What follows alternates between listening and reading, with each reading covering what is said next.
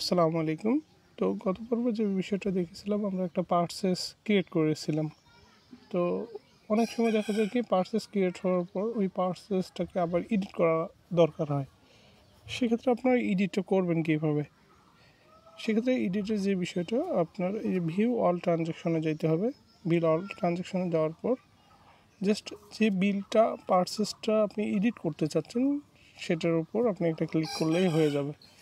তো এইটা দেখেন ডিরেক্ট কিন্তু চলে আসছে। যদি এর আন্ডারে আমার কোনো বিল পেমেন্ট রিসিভ করা হইতো, যে না পেমেন্ট করা হইতো, ধরেন আমার একটা বিল ছিল 50,000 টাকা, আমি এই বিলের এগেনস্টে আপনি 10,000 টাকা পেইড করছি, তার মানে কি এই বিলটা টোটালি পার্শিয়াল হয়ে গেছে। পার্শিয়াল কোনো বিলের আন্ডারে যদি পার্শিয়াল বা পেইড হয়ে যায় সেক্ষেত্রে ওটা ডিরেক্ট এডিট করা সম্ভব না। সেক্ষেত্রে যে জিনিসটা করতে হবে আপনাকে প্রথমত যদি পেমেন্ট করা হয়ে থাকে পেমেন্টটা ডিলিট করতে হবে। আর কাস্টমার টাকা রিসিভ করার ক্ষেত্রে যদি আপনার পার্শিয়াল হয় সেক্ষেত্রে পেমেন্টটা ডিলিট করতে হবে, দেন তারপর আপনি এডিট করতে পারবেন।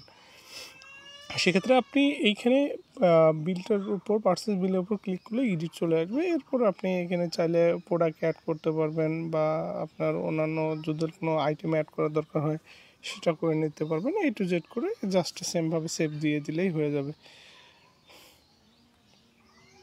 তো হয়ে গেছে, এটা আপনি এখান থেকে পিডিএফ করতে পারবেন। ধরেন এখন অনেক সময় হয়ে যায় কি বিল পার্সেস হয়ে যাওয়ার পর যে পিডিএফ করতে হয় বা কোনো কাস্টমারকে ওই পার্সেস ইনভয়েসটা শেয়ার করতে হয়, সেক্ষেত্রে আপনি এটা কীভাবে করবেন?